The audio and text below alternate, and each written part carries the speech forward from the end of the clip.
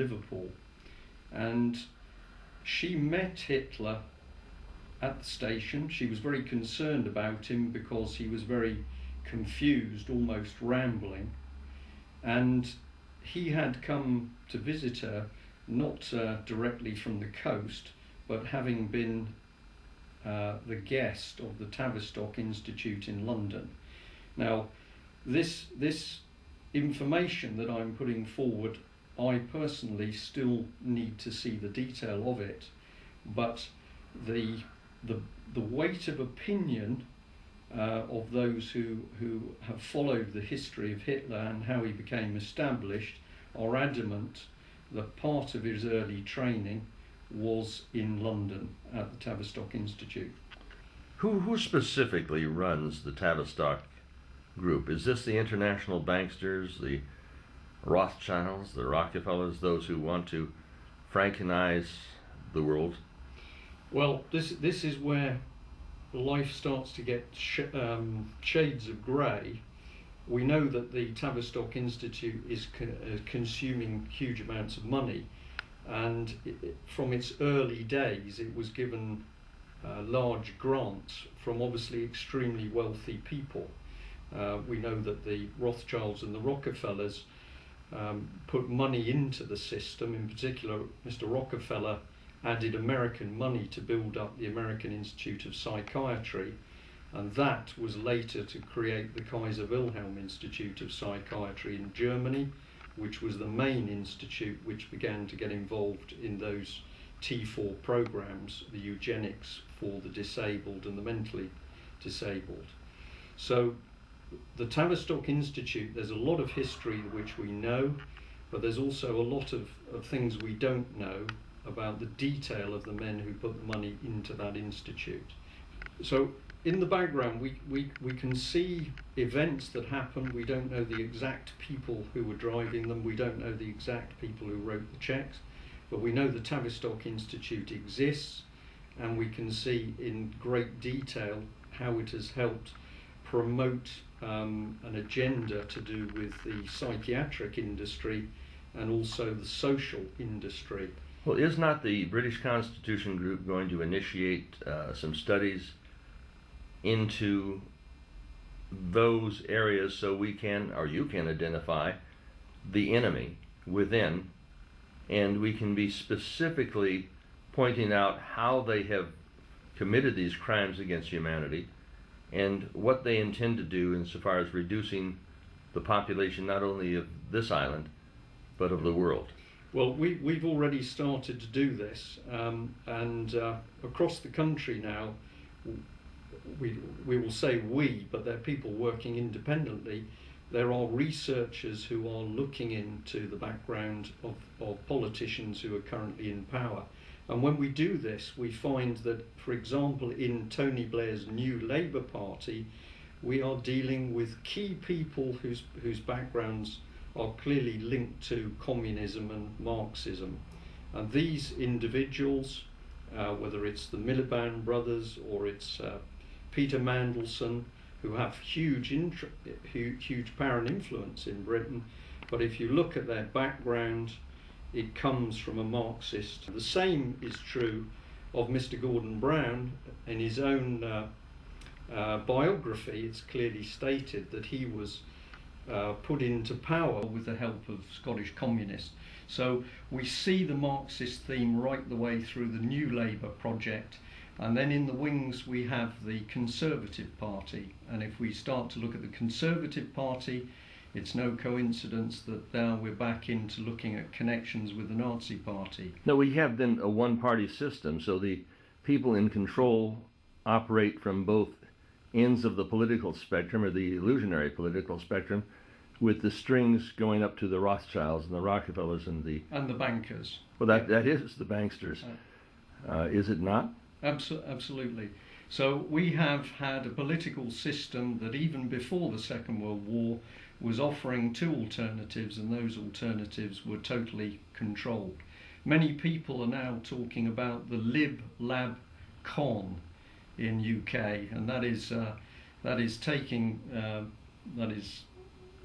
joking about the state of the parties, the Liberal Democrats, Labour, Lib Lab, and the con is the Conservatives. So many of the people are conned by this regime, but I'm pleased to say that really over the last year in particular, we're now seeing people that look at the leaders of the three main parties, and they realise they've come out of the same mould. If you look at Clegg from the Lib Dems, or you look at Tony Blair as our previous Prime Minister, or you look at the new boy in the Tories, Cameron, not only do they look the same, they use the same sound bites, they use the same hand movements, and there is a reason for this, and that is because they've actually been trained by exactly the same people. And this is not difficult to uncover, because if we have a look at an organisation with a Marxist background, and that is Demos, a so-called think tank in the UK, which helped set up the new Labour project. Now Cameron, did he not promise to have a referendum and then said, well, there is to be no referendum, we're simply going to declare the abolition of British sovereignty, and he has not only not allowed the British to vote on their own sovereignty, he has jammed it down their throat and up their ass.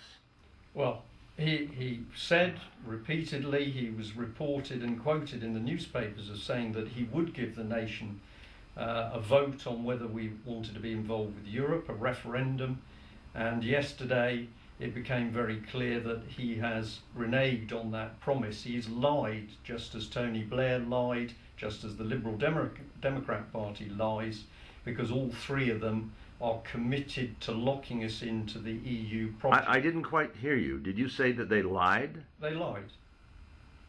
Then they have a legacy of lies, is that not true? They have a complete legacy of lies, because they have repeatedly told the general public that we shouldn't worry about this, it won't take sovereignty away, when in actual fact they were giving sovereignty away at each stage. Prime Minister Ted Heath, who initiated the original schematic laid out by Adolf Hitler to surrender the sovereignty of this nation, is buried over at Salisbury Cathedral. He told us that this was just to set up a trade agreement initially, and then he lied and the people believed him, and then they were betrayed, and this betrayal has gone from Heath all the way on down to now, where Cameron has said, well, you don't have a right to vote on your own sovereignty. You are no longer free. We've been lied to all along, and each time we dig back into the evidence, the documentary evidence of history, we can see that there are connections between people in power and the Nazi Party. Well, wasn't the Astors supported by the Nazi Party, or somehow linked? Well, they were extremely supportive of the Nazi movement, both through Oswald Mosley, who was the leader of the British fascist movement.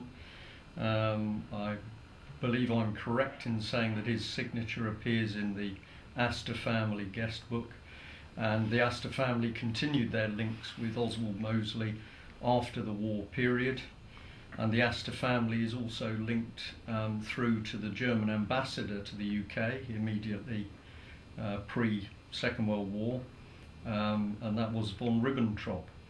So it seems a big coincidence that we have one of the major families who helped get Mr. Cameron into leadership of the Conservative Party. I believe they gave him about £2.4 million for his leadership campaign. So that family, with links through to the fascist movement, has now helped to support the leader of the Conservative Party. But he's supposed to be exactly the opposite of the fascist, and yet he is the personification of just what he professes to be against. Well, this is the art of the underlying Marxist doctrine, which is to lie. If you tell a big enough lie long enough, it will deceive the wider public, and that was one of the known doctrines of the Nazi propaganda movement. Cameron is being groomed to be the next Prime Minister, is he not? He's been groomed to be the next Prime Minister ever since he took leadership